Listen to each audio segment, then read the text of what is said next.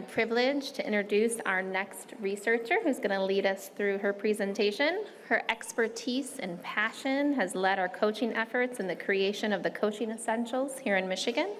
She is a lifelong advocate for children and learning and has received multiple degrees over the years, including a doctoral degree in human development and psychology with specialization in reading, language, and learning disabilities from Harvard University. Her education journey has included being an elementary teacher for general education and hard of hearing students, an elementary principal, a college professor, and has engaged in research to examine the relationships between literacy coaching and student achievement. She is an author, researcher, advocate, and friend to so many here. Within our network, she has worked alongside coaches to create courses in our intensive coaching institutes many of you have participated in. She is the backbone of so much of our coaching work. Without further ado, please help me welcome Dr. Susan Lallier.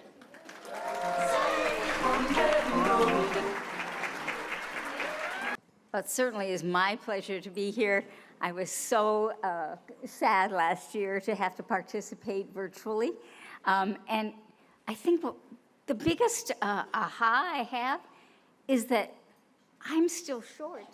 And so, what do we say? We say vertically challenged. And some of you are very tall. Whereas in Zoom, we're equal. I don't know how that happens. So I'm going to be talking a lot about coaching cycles this week, and between today and tomorrow and our pathways. I think it's really exciting because coaching cycles are really passionate for me, and I think it's really an important way to get to student achievement. So I wanted to just remind us, I think we saw this last year. I'm not being able to move this, right?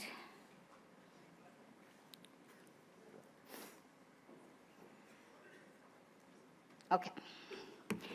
So last year we talked about there's a lot of different ways that you can evaluate your work. And Tanya started today by explaining some of the evaluation of literacy coaching across Michigan. And let's just look at Guskey's level of evaluation. You can look at the participants' reactions, the teachers' reactions to coaching, the coach's own reactions to coaching. And Tanya shared with us some of that. We didn't hear a lot about participants learning, about the teachers learning. There was a little bit of self-report, but oftentimes we get to participants learning by actually doing some kind of a measurement. If we wanted people to learn a lot about interactive read aloud, then we would have a series of questions that we would ask people to answer, or we would watch them give interactive read aloud lessons and see how much their learning is evident in their practice. Tanya really, the EPIC report really doesn't focus on that except through self-report. Participants' use of new knowledge and skills, again, Tanya talked about what some teachers said about how they were using some of their new knowledge and skills because of their work with coaches. Oftentimes it's done much more through observation, and I think next year Tanya will be sharing some of those observations that actually they videotaped and they're going to analyze, and that will certainly lead us to participants' use of new knowledge and skills. And then Tanya did talk about how much organizational support and change might occur as a result of coaching. But notice the EPIC report right now is not looking at student learning outcomes. And I think that that's why we started last year taking up this idea of let's start to collect some data about student learning, because that's where we eventually, that's our end goal, right? To have coaching to improve teacher practice so that student learning is improved. And So we asked people last year to start sending and submitting some of their coaching cycle data. And one of the reasons that we really focus on coaching cycles is because coaching cycles have a lot of elements that are research supported that lead to student achievement. And this is the coaching cycle model that I have always used.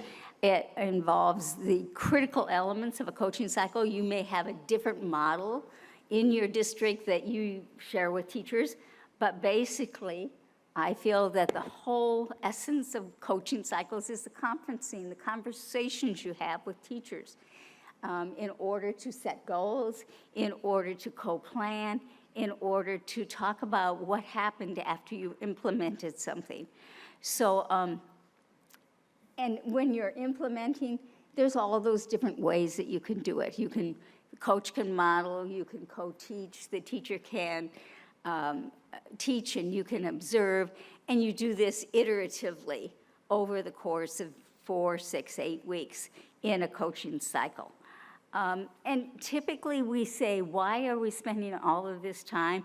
Because research says that it takes about 14 to 20 hours of work with a teacher on a new topic before you're going to see changes in teacher practice or student learning.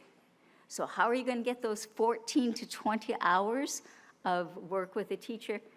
Typically, a coaching cycle will get you there, maybe combined with some small or large group professional development on the same topic.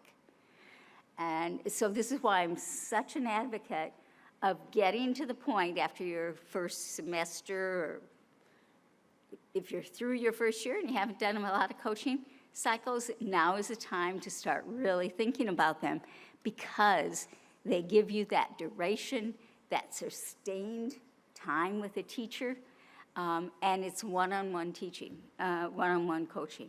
So my job this morning is to talk to you about some of the results, and what I'm going to do is compare this year's results to last year's results, so that you can see, as we're starting to gather coaching cycle data, what that looks like.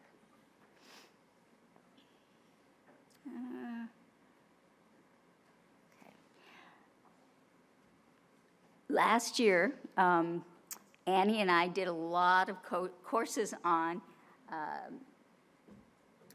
direct instruction from Sharon Walpole, her small group lessons. And so we had a lot of coaching cycles that related to phonemic awareness of phonics, because everybody who took the course, we asked them, you know, collect some data, fill out the report, and send it to us. This year, when we didn't have as much coursework around small group instruction around phonics, notice that the amount of phonemic awareness and phonics instruction, those coaching cycles went down. Only about half of the reports that I got in really focused on phonics, which is really great, because it's not like I don't like phonics instruction. It's just that we want to start gathering data on other kinds of coaching cycles. And some of those people, I think, who did phonics instruction last year really moved on to fluency this year. We didn't have anybody in comprehension, and we know that comprehension is really, really a hard thing to pre-assess and post-assess, so we kind of maybe need a session on how do we develop coaching cycles around comprehension a little bit more. We had about the same number of people in writing instruction as we did last year, and nobody actually looked at motivation to read this year. But you can see that we're still getting a smattering of coaching cycle data from a variety of places. Overemphasis on phonics instruction. It's the easiest to pre-assess, post-assess, and write up. And so that's why I think I'm getting so many, and I'm happy to take as many as you'd like. If we look then about the impact of coaching on student learning, you can see that the numbers are about the same, that the range of the percentage of students who met expectations is about the same, the average and the median is about the same. And so what it shows you that when there's a clear goal for the teacher and the coach to work on, and there's explicit instruction around that goal, students will meet the expectations that you set for them. I think if you can get 80% of your students moving along in the way you want them to move, that's a really terrific beginning for coaching cycle work. Of course, we'd like it to move it up to 90%, but that's next year's goal, right? But I'd say 80% is pretty high goal. I know that you're submitting to me probably very positive coaching cycle data, but we have to start somewhere. And I didn't only request positive results, and as you can see, sometimes only 42% of the students met expectations. But they may have started out with 10% meeting expectations, so the growth over time might have been really good. Coaching time, remember research says if it's an unfamiliar topic, you need about 14 to 20 hours of coaching time, and last year we didn't quite get there. The average was 12.55 this year. We actually, the average actually was over 14 hours of coaching time. And notice that the percentage whose coaching cycles were equal to or more than 14 hours really increased a lot. And there were 3 additional coaching cycles that had 13 hours of coaching. So I couldn't quite include it in that last row, even though I wanted to cheat a little bit. But, you're not supposed to cheat with the data. You can cheat with the way you show the data, though. So I think that we're moving along in terms of realizing that we have to give that amount of coaching time to people. When we're looking at coaching activities, I think that Tanya talked about the fact that there was a lot of coaches were doing the activities that the essential coaching practices said were research supported. And here we have another set of data that shows that they are: the conferencing, the co-planning, modeling, observing, co-teaching. And while co-teaching has a little asterisk there because it isn't totally research supported right now, but there is a little bit of new research that says that co-teaching does have some impact on student learning. I think co-planning is low, and I think that's because so many of the coaching cycles were phonics related. And you know how many of those phonics related programs are very scripted? So you don't have to really co-plan lessons. You might have to co-prepare lessons, get all those materials ready and everything, but I don't know that people think of that as co-planning. I think that it's good to see that still strong modeling, strong observing. It's great that those who are in coaching cycles have gotten across to teachers that part of a coaching cycle is observation of teacher practice. And that's the most threatening thing to teachers, is to have somebody come in and observe them. They're used to the principal coming in for evaluation, but they're not always used to having other people observe them. I think that co-teaching went up. I was pleased to see that. It may mean that coaches are suggesting this activity more and are finding it helpful. So I think when we're looking at this and when we're looking at Tanya's data, the EPIC data, you're seeing this idea that coaches are doing these activities at a good rate, and I think that if you look at your own work, you may be doing more co-planning than this actual study showed. Remember, Guskey says that one of the things that you can talk about is teacher reactions, and we don't ask for that on the template, but a couple of people, or several people, Some districts have put it into the coaching template and said, you know, what does the teacher say about this coaching cycle, which is great. And one of the teachers says, because of your investment in me, I have become more independently functioning. We're going to talk a lot about teacher agency tomorrow, and that's what we want, right? We want them to become more independently functioning. And this was truly a shared work coaching cycle, not just a cycle of meetings and conversations. I think that is so important that somebody realized a good coaching cycle is when we're sharing work and we're sharing ideas and we're working together. We're not just having a meeting, doing something, having a conversation. You know, this was like, they really saw it as an integral part of their work. And I don't think it gets much better than that. Then the second one about the coaching support made a difference with the kids who needed more explicit teacher and learning support. I think this was a small group phonics coaching cycle. And the important thing is the last line. We decided to do this practice every day as part of our routine as a grade level.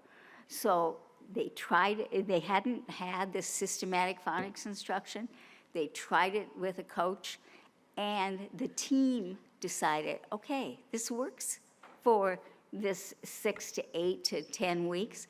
Let us continue on our own now and move it on and make it instantiated into our practice.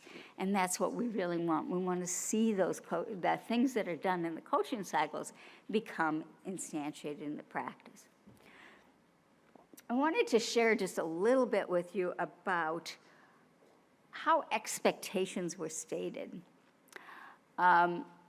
Because there's a lot of different ways to state your expectations of what you want students to achieve as a result of the coaching cycle. And it's really important that you think about this with the teacher and talk it through. What is it we're looking for? Are we looking for movement along the phonics instruction? And those of you who do Walpole kinds of phonics instruction or other kinds of phonics instruction, they say, you know, students should move from this kind of small group lesson to this kind to this kind. So how do they move in, assuming that this set of phonics instruction takes 15 days and this takes 15 days, so after 6 weeks, have they gone through 2 of those cycles? What percentage of the students have gone through 2 of those cycles? Some of you are really considering the percentage of students who meet benchmarks as your pre and post assessment, which is fine if your benchmarks actually measure what you're working on. So just remember that you really have to look at those benchmarks very carefully. There's a new article out in Ed Reports about some of these benchmark tests that maybe would be a good thing to read about how the validity tests on some of the benchmark tests have not been done. And so we're not really sure how valid some of these benchmark assessments are. Some of you compared average scores on the same assessment. You said at the beginning of the assessment, 25%, or the average score was this, and at the end, the average score was this. So just as you're thinking about when you're working with teachers, does one of these kind of resonate with you? Does it work with the material you're using? Fluency, lots of you said, I want an average of 2 words a week gain in correct words per minute. And then some of you added, and I want them to meet the benchmark at the end of the year. So we'll talk about that in a minute. And some of you had rubrics. The writing is typically done through rubrics. I think that a lot of comprehension could be done through rubrics as well. I think if we go back to this 2 words a week for words correct per minute, sometimes on a coaching cycle, you do that for 6 weeks, and students do well. But if your 6 weeks are January through March, and then your other expectation is that at the end of the year, they meet that benchmark, Well, there's a lot of time between March and the end of the year. Did they continue with that practice so they're continuing to gain? Because many of the students made that 2 words a week average growth, but didn't meet the end of the year benchmarks. Was it because after the coaching cycle they didn't do all of that fluency work anymore? They just stopped doing it? And so the students didn't continue to grow? I don't know. But something to really carefully think about is your expectations and, as we talk about later, how to continue making sure that they have momentum after that coaching cycle.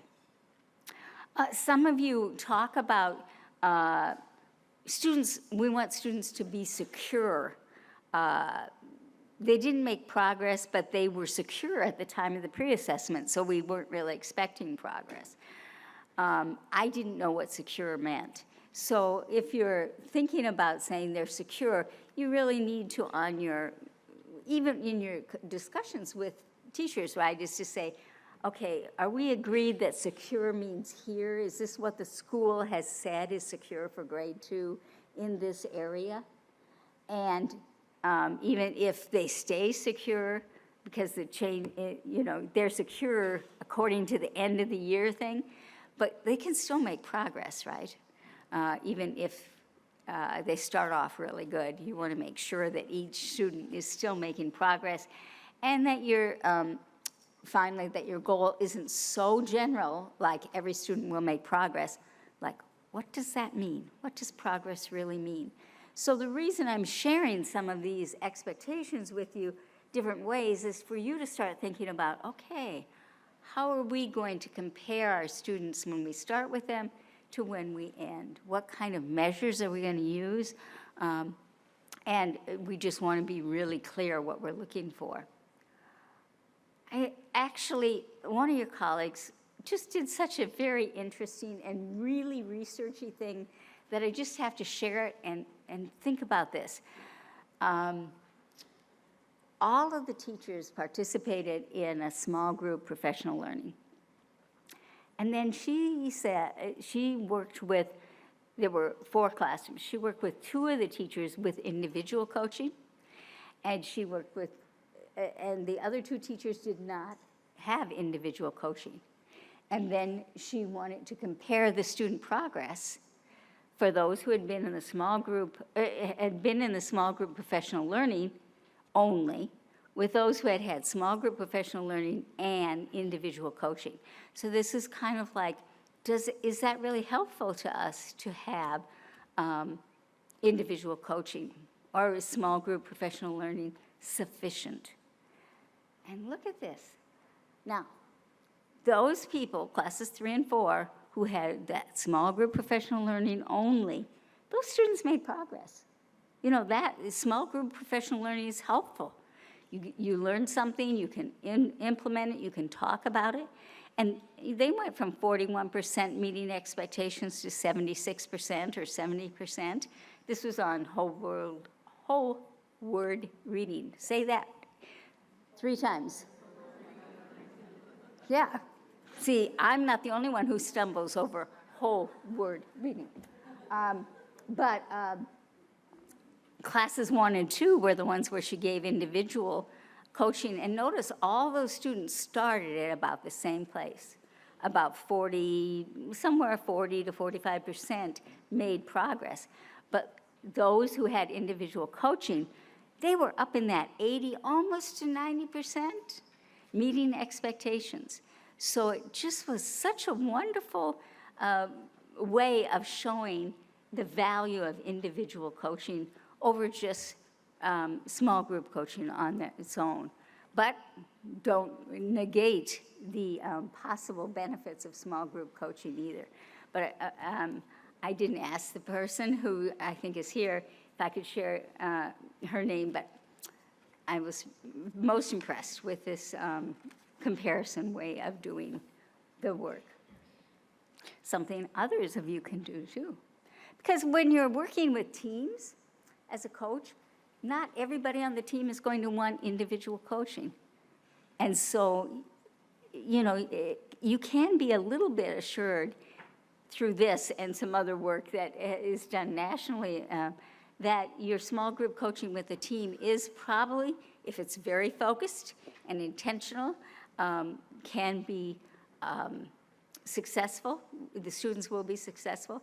And that those who want individual coaching, or you're working with those who see their students as, I have some students who are really, really needy in this area, and I benefit from some individual coaching in this area, that those students are even going to make good progress through individual coaching. I want to also, as you're thinking about analyzing data this year, to think about ways of doing it. Many of you did it by the class. So let's look at a writing rubric. In this writing rubric, 3 was considered grade level.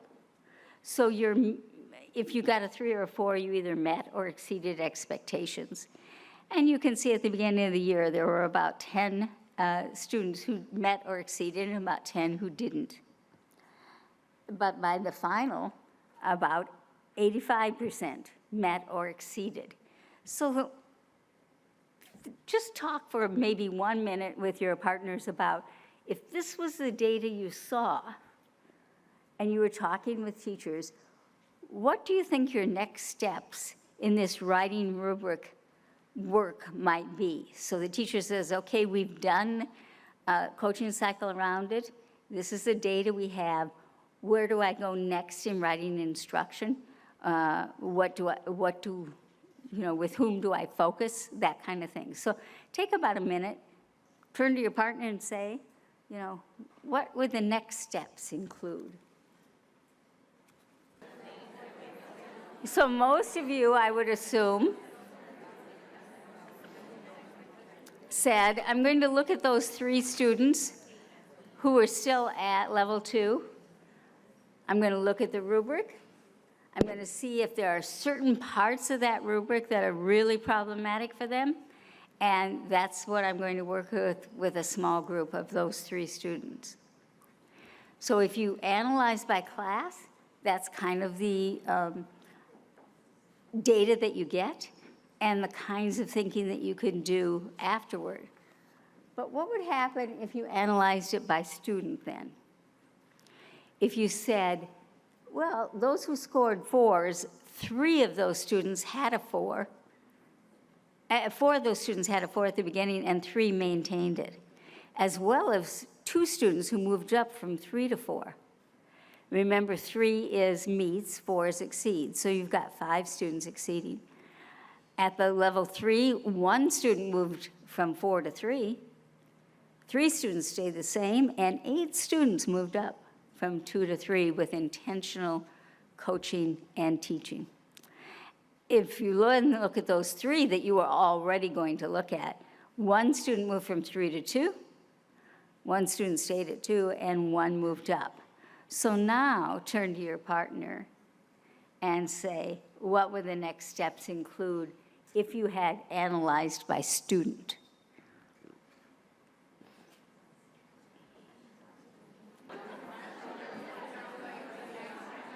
Since Shelley gave me such a nice introduction, I picked on her table to have somebody share out what they would do for their next steps. We were just. Wait a minute. Is this working? Hello? Is that mic working? Can you hear me? Hello, hello? Yeah, good enough? Okay. We were talking about that this grid, by analyzing by student, really compares or looks at growth rather than achievement. And how oftentimes, when you're looking at the 85% that you had in the previous slide, that looked really great, and that we only had 3 students that were below that 3 or 4 mark. But when you're looking here, you can see the number of kids that maintained and really didn't make the growth, and more specifically, the students that fell down a score. So in addition to those 3, you might do something about some of those those who scored a rubric score of 3, right, as well? Correct. And I think that's it. So if you say that your expectation is that 80% of students get to 3 or 4, definitely this class did that. But if your expectation is that students will progress make at least one level change or stay where they're at, then you only have 70% meeting that expectation. So it's always good to maybe analyze by class and by student, because the by student really tells you who might need the extra, you might miss some people by class who need extra work. And it's always those kinds of people who just kind of meet the expectation. What are we doing to help them get further along and move further along? And is that person who moved from 4 to 3, is that just a fluke? Did they not like what they were writing about, and so they weren't very motivated, and they didn't have an audience for writing, and, you know, they just could care less that day? You know, maybe that student doesn't need help, but maybe they just barely met a 4 the last time, and they could stand some support along one area of the rubric or 1 or 2 areas of the rubric. Thank you very much. So I think just in, kind of some things to think about is you always have to keep that momentum going after you have your coaching cycle. You have to decide what comes next. I'm not going to do this one. But you do have to decide what's going to come next. Are you going to do another coaching cycle to refine things? Are you going to help the teacher know where they're going to go next so they can keep that momentum going? Going back to the beginning of the presentation and Guskey's levels of evaluation, if you're a legislature and some administrators, put up your hand as to what number or numbers you think legislators and administrators are most interested in. Are they most interested in 1, 2, 3, 4, or 5? So I'm seeing a lot of 5s, right? Oh, the back table is like, we know our administrators and legislators, we're all 5s over there. So I think the reason I totally agree with you, that it's not that they're not interested in the other things, but they really want to see student learning outcomes. And so it's really important that we continue to collect this coaching data information, and that I just want to tell you, it's not too late. In fact, yesterday, I got an email from one of your colleagues who said, is it too late to submit our district's coaching data?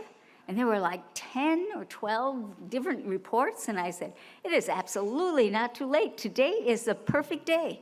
So, or tomorrow, or I'm not submitting the report to Aaron and Mesa until the end of August, but the end of August, ooh, that's soon. But if you, I better get going. If there are, if some of you have these coaching cycle data and you just haven't had an opportunity to hit the send button to me, I would love to get them. And those of you who are doing student-centered coaching by Diane Sweeney, those forms are just perfect. You don't have to transfer them over into the template that will be on the agenda. Just send me the forms.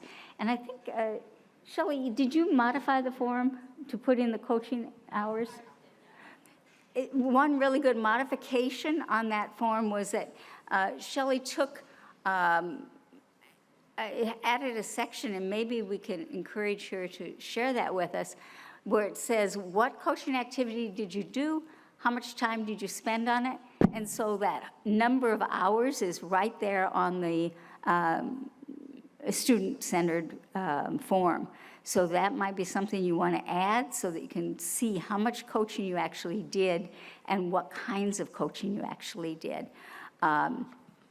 So those of you who, if you have some of those student-centered cycle data, if you could just put the number of hours of coaching at the top, if you can estimate it, and send it to me, that's all you need to do. Okay, so I think I have shared some data with you that really shows that with intentional focused coaching, we can get some really good student results. And that's what we want certainly to do. So to help teachers make decisions that are related to that, I would like, it's your turn to do some work now.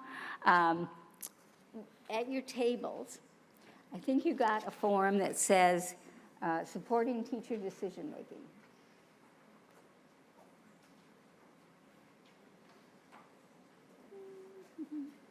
Where am I supposed to point this? I'm supposed to point this somewhere.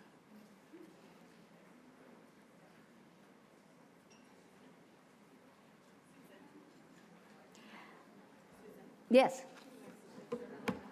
Does anyone need the piece of paper? There's somebody at this table. So what we'd like you to do is half of your table, we would like you to pick scenario 1. So you've got this group of students who cannot yet demonstrate the comprehension of a basic storyline in narrative through a story map. And in scenario 2, they've been doing phonics small group lessons, but they're not transferring those lessons to other parts of their day. And so these are the scenarios that you as a coach are going to work with a teacher or a set of teachers with. And on the opposite side of the page are some questions. It says areas, decision-making areas, and I really want to focus on teacher decision-making this next few days because we're very committed to our work with teachers. We want to make sure that teachers are as committed to their work with us and their own teacher agency so that eventually they can become coaches to each other or coaches to themselves, and they don't need us in their pockets all the time. So the first thing is, when you're developing a precise goal, what kinds of questions could you ask related to scenario 1 or 2? Notice I put the questions first and your suggestions second, because I'm hoping that by asking good questions, those ideas that you were thinking of talking about will come from the teachers, and you won't have to suggest them. You can just affirm them as great ideas.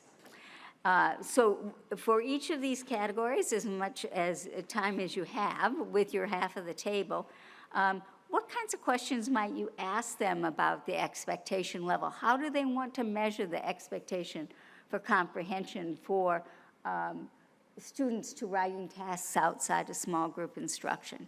That's going to be a little bit harder to do than just an easy percentage. So how are you going to do that? So for each of these columns, as much as you can get done in this time, that I'm going to give you about 10 minutes, I think. Is that what I said? Maybe 7 or 8. Work with, the first thing you're going to do is say which half of the table is going to do scenario 1 and which is going to do scenario 2, because we want you to share out later. So why don't you go ahead and get started? Just pick a scenario, start working on it. Okay, I know that you haven't gotten to the end of your template probably, but if you've gotten 2 or 3 things done, that's great.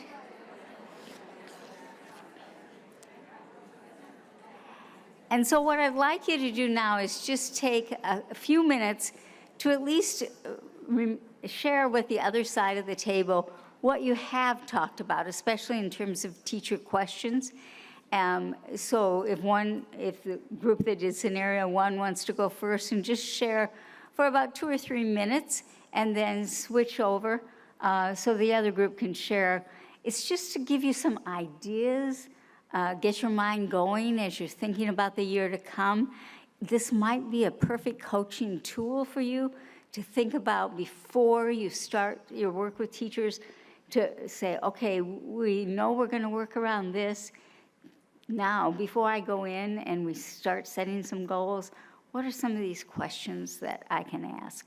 So take about 2 or 3 minutes to share one scenario and then switch and share the other scenario. Just a few things that was interesting to you as you went through this.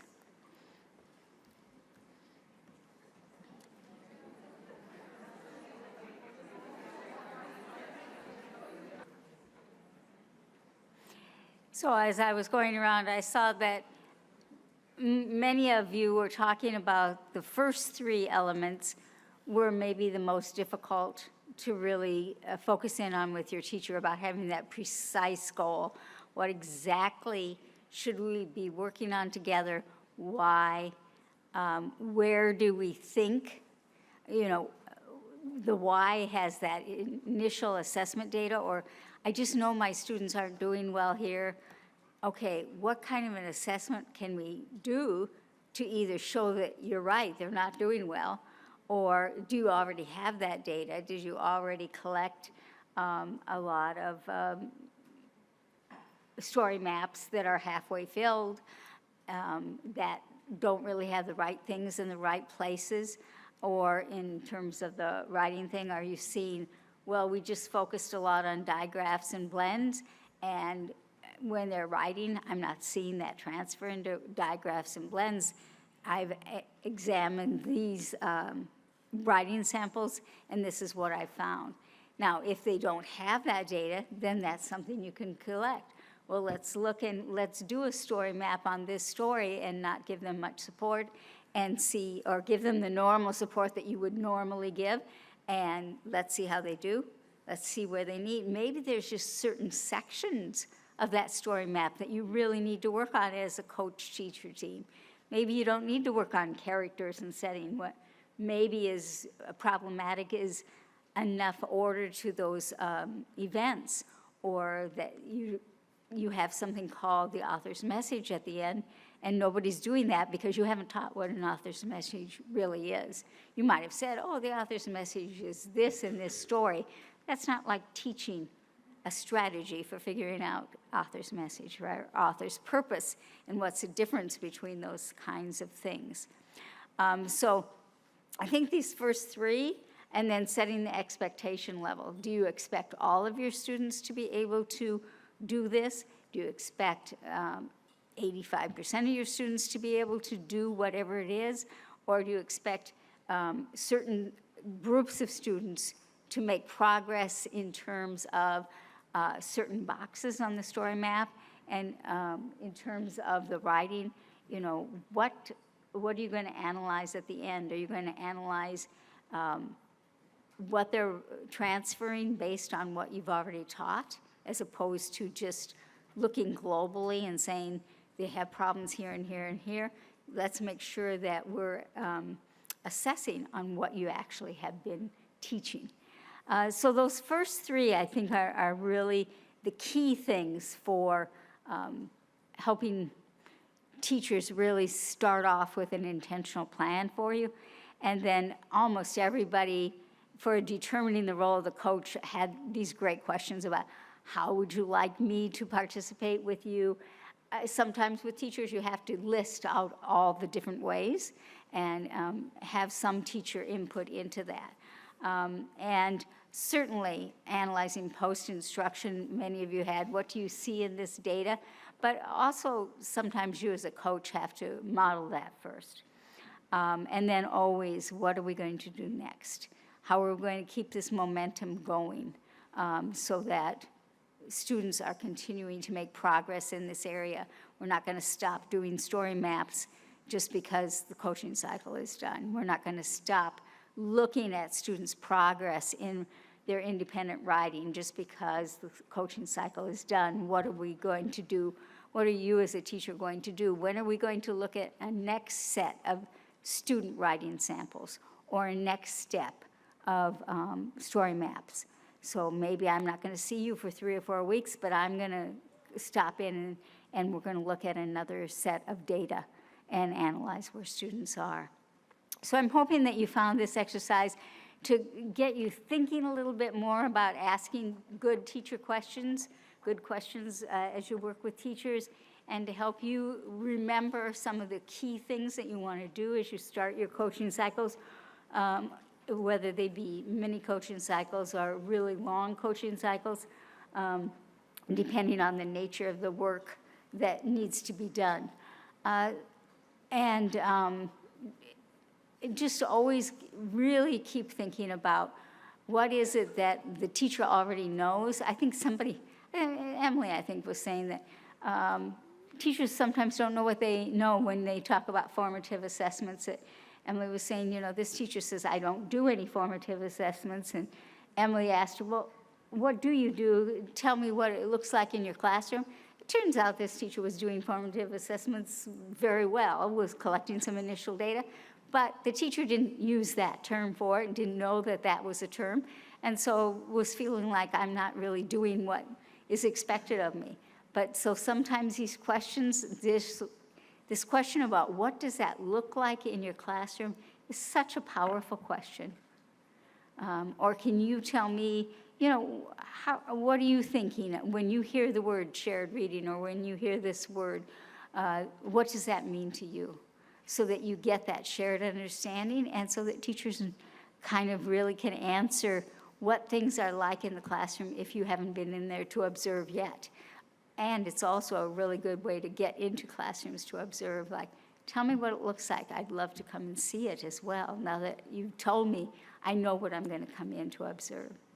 So hopefully just get your juices going about thinking about data collection, about setting precise goals when you are focusing on instruction, that you have to know where you're starting and where you want to go so that you can plan your instruction to get there and to help students always move forward in their learning.